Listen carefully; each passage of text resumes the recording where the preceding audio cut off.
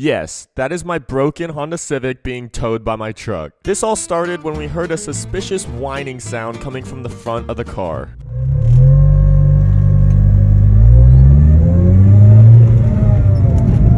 It's definitely coming from like right up in here. I then let my friend Dustin take the car out to go on a little food run one night, and within only 2 minutes of him leaving, I got a call with him freaking out saying that it sounded like something snapped, the car completely shut off, and it wouldn't turn back on. Luckily, he was just right outside my neighborhood, and I rushed out as quick as possible to troubleshoot what had happened.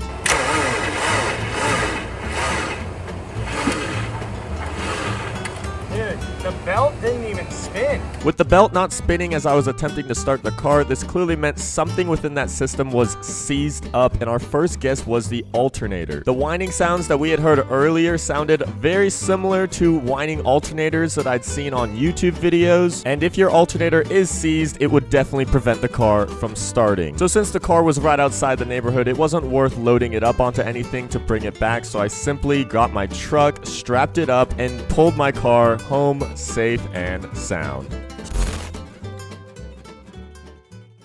Man, I never thought that out of all my cars, the Civic would be the sitting duck that's currently undrivable.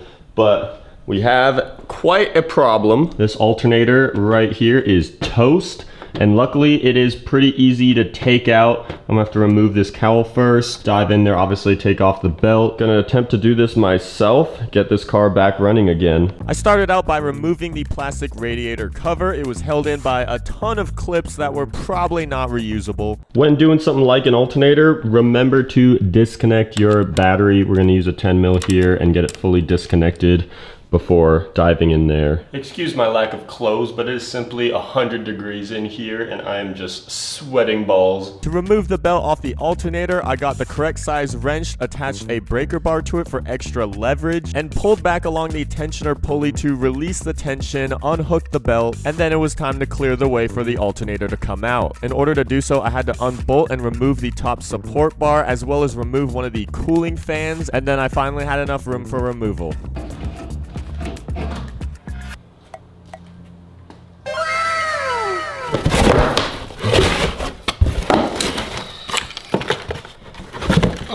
Brand new alternator for Civic Si. Putting the new alternator back in was an easy task. Just simply had to plug it back up, bolt it back on. Everything else was already cleared out and just had to reattach it all. All right, everything has been put back together. New alternator is in there, installed. Triple checked the belt, made sure all the teeth are aligned to where they need to be. And now just charging up the battery. It is time for the moment of truth. See how she fires up.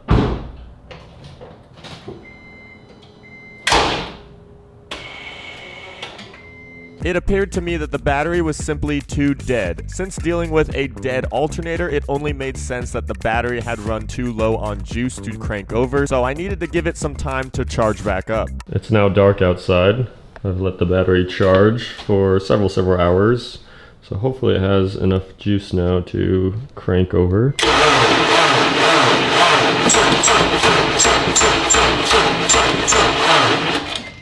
What does that mean? That's like what I was doing last time. This was frustrating because after replacing an entire new alternator, we were still dealing with the same starting issue as the night before. The only next step to take was to once again loosen the belt and check everything else out in that system. So basically what we've been noticing that's happening is that the crank pulley down there is the only one spinning, but the belt wasn't spinning and nothing else is spinning. We thought it was a seized alternator, but we found a different pulley that actually doesn't move. This is the idler pulley up top. It doesn't move. Now, logically, if you are able to troubleshoot that only your crank pulley is spinning and nothing else is spinning and everything else is seized, we should have checked all of the other pulleys first, because I guarantee, well, I know actually that the old alternator did spin when I took it out. I just thought that maybe yes, it could spin, but maybe it was still bad or something.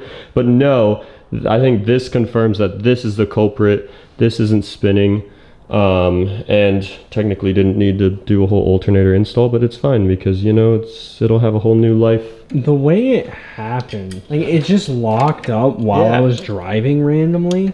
Yeah, I don't get that. Oh, yep. That didn't even seem like it was fucking that tight. Well, I have a breaker bar. Okay. Oh god. Oh my gosh. What? Wait, is this supposed to be like this? Shredded? Yeah, it might have like sheared itself. Whoa! What the hell? What the hell is even that? Wait, no, hold on. Take this little shield off. You can see all the balls in it. Yeah, dude, look. Wow. Whoa! How can that just randomly happen? Yeah, it definitely can. All the balls are like shredded in it. They're all misplaced. We found the problem! The bad news is that I wasted like $200 and my time on installing an entire new alternator for no reason. The good news is that the actual problem now is something that is very easy to go and fix because this can't cost that much and it is literally right up top. Just picked up my new idler pulley from O'Reilly's. Was only $40. I can't believe this whole ordeal can really come down to only needing to spend 40 bucks. And then we take out this brand new pulley. And then it should slide on right up top. Thankfully, literally the easiest pulley to access. Take the bolt and tighten it on. This was definitely the problem because now this freely spins, but in the past it didn't spin at all. So yeah, it was definitely seized up. Got the belt all tied around there. All the teeth are lined up, triple checked everything. Time for attempt number 2. See if this thing starts up properly.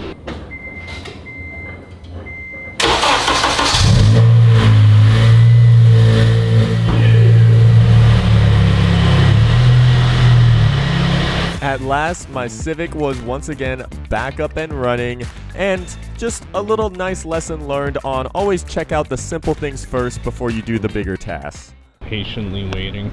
If it isn't the car that started it all. Why is he going so slow? Why does it sounds so different? Justin's made it back from LA, visiting once again. This time he took the one and only, the OG. You would think that the car that inspired me to get this would be some like Type R crazy JDM thing that I'd seen in Japan or something or whatever. Nah, it's actually this, his 200,000 mile base Civic that we shared a lot of great memories with in the past years. You just let him park like this. The bucket is inside the Hoonigan garage. That's a life goal. Packing peanut. What the fuck? And I'd learned that this thing just keeps on trekking on no matter what this guy threw at it. And for the price and for how usable and practical and reliable that it is, like, this is just a great starter car. And then so I had to, of course, I had to overshadow it a little bit. You know, I had to, you know, one up it and go get the SI trim because, yeah, you spend a little bit more, and I say a little bit, but it's probably actually double the price. Like, would you say like this is worth like $5 grand? No. Dude, the look on it. He's like, no. This is at most, like, this is probably like less than a month's rent, like for sure, like probably less than $2 grand. There's no way. In California, Dude, this thing has so specific. many miles, bro. How many miles does that have? 235. That is a lot, but this is 2025. I genuinely feel like you can't even get any set of wheels for less than like $2 grand these days.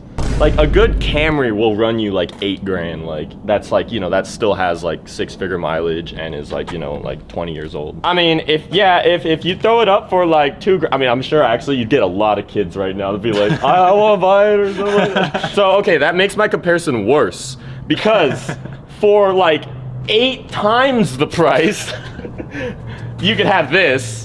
And we're gonna, I guess, we'll do a little breakdown and see if this is really 8 times the car because, I mean, I tell you at face value, it's definitely not.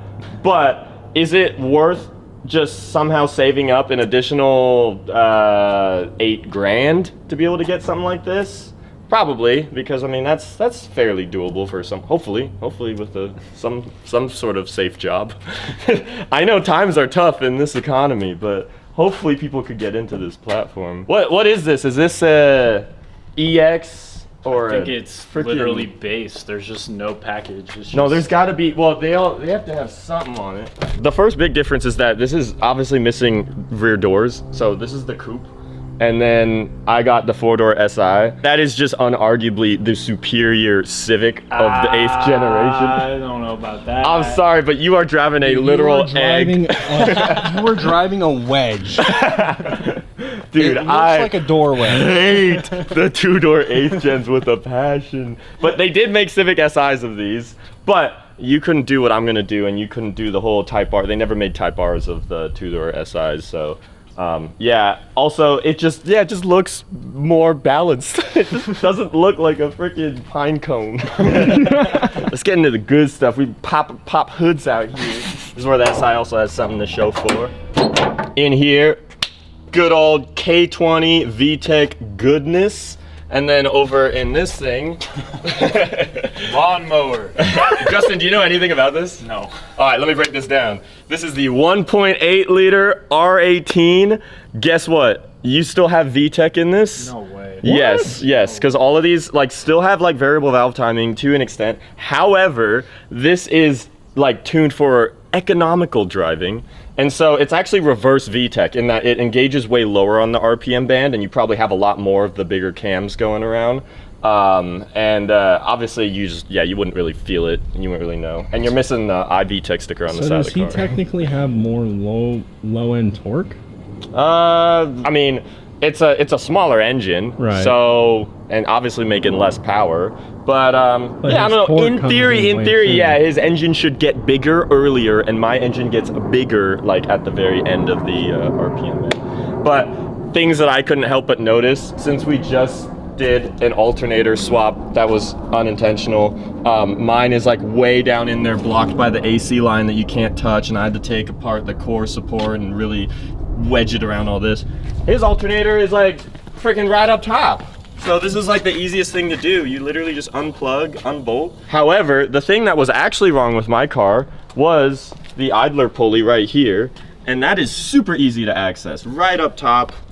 I don't even know where his is. I think his, well, I think I do.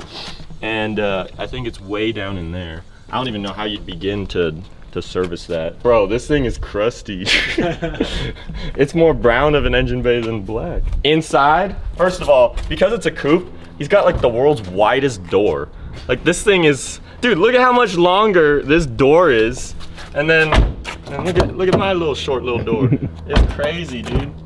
This thing's a freaking limo. It looks the same. Yeah, it's pretty similar, honestly. He's got like similar wheel, full cloth seats, the same interior, and you get the same digital like dash speedometer thing up there and all that kind of stuff. So this is the cleanest I think I've ever seen the interior of this. Really? Yeah, like bro, it's like freaking all vacuumed out. There's still packing peanuts in there.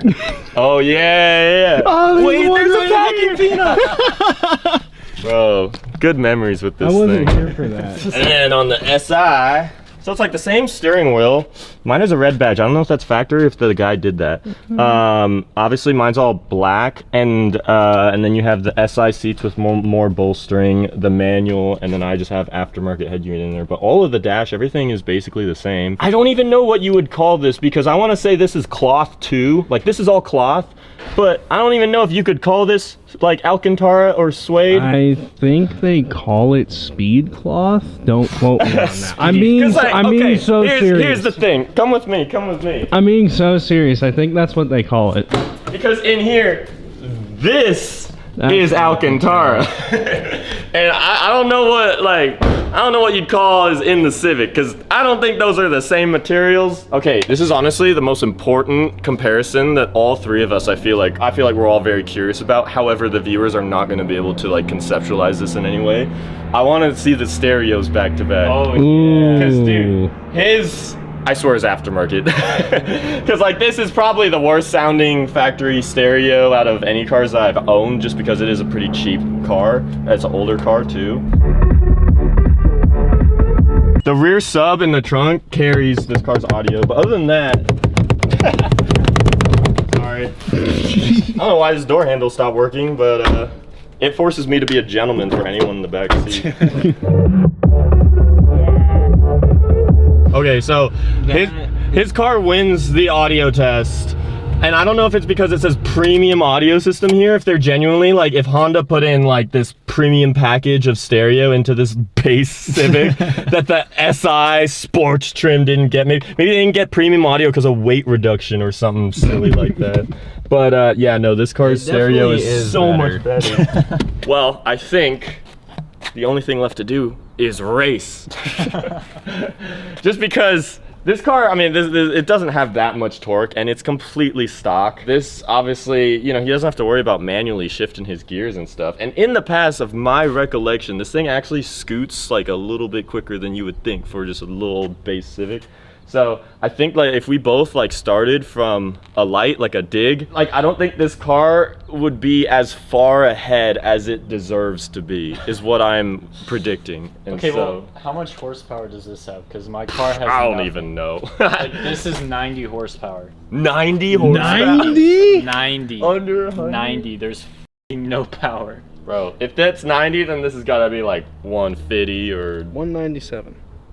Oh, okay. I think I was wrong. It says this has the 1.8 is 140. Yeah. But That's I a little more haven't right. taken any care of this car, dude. It's not. We both have probably lost 30 horsepower Definitely each. lost. If you're doing it from a dig, I think it'll be him up until you get to like third gear.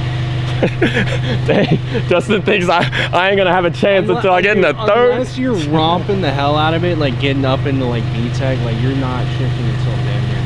Oh my god. Screw all of the 1,000 horsepower Camaro content on this channel. This is the real dick measuring contest today. 8th gen nation out there. We're comparing what matters the most. Base model versus SI. Let's see. Give the 1.8 some revs. Oh. Dude, why does it sound like it's like wet farting back there? Sounds like he's gonna blow out his dad. Now remember kids, I do not condone street racing of any kind. However, when you do have two really underpowered Civics and you're going from a street light dig up to the speed limit, there's no harm done there. I mean, these cars can't even possibly go any faster than what the speed limit can be sometimes.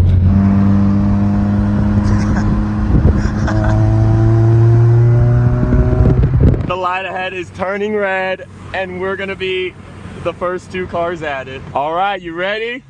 This is it. This is it right here. We got red light, the race of the century. Oh. Go! No! Bro, he's still right there! Oh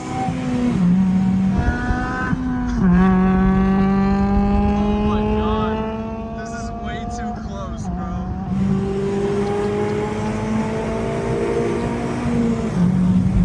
Oh! Oh my gosh. You were right there the whole time! That was really close. Yeah. From a roll? Like 20? Okay. Ready?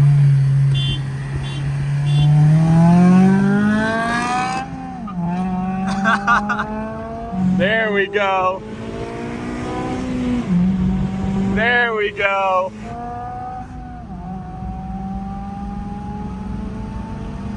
Dude, it took my car like 3 seconds to react to me pressing the gas pedal. What the fuck are they doing? Jesus Christ. Gang has arrived. Dude, Justin's over here skirting tires and scaring the hell out of me. From a dig, I tried basically launching it and I just wheel hopped, and so the whole thing like bogged down immediately. So I had to like basically reel you in, and as I was reeling him in, man, it took so long. I was like so sad. I was like, he's just right there. He's not leaving. And then eventually, after going like pretty fast, finally it took, you know, you're probably right. It probably was third gear when I finally started overtaking him. I'm just getting. But then we did a roll, and oh, that was like freaking, I was gone. But you were saying how because it's, you know, the CVT, like his car spent a million years just registering what gear should I be in for this. And so that's what held you up, right? Yeah. Yeah. It's on the video. That was so annoying. I like pressed the gas and then it was like 2 seconds before it finally downshifted. And Yeah. It's fun to finally compare the two because this is the first time that these two actually are together because this dude lives in a whole different state.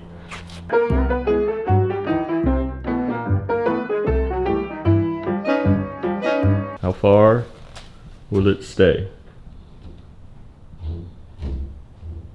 Dude, that makes my paint sound so rough. Oh god. Dude, this is like deceiving because you already know video always makes this stuff look flat. Is it still? Oh. Bro. Hey!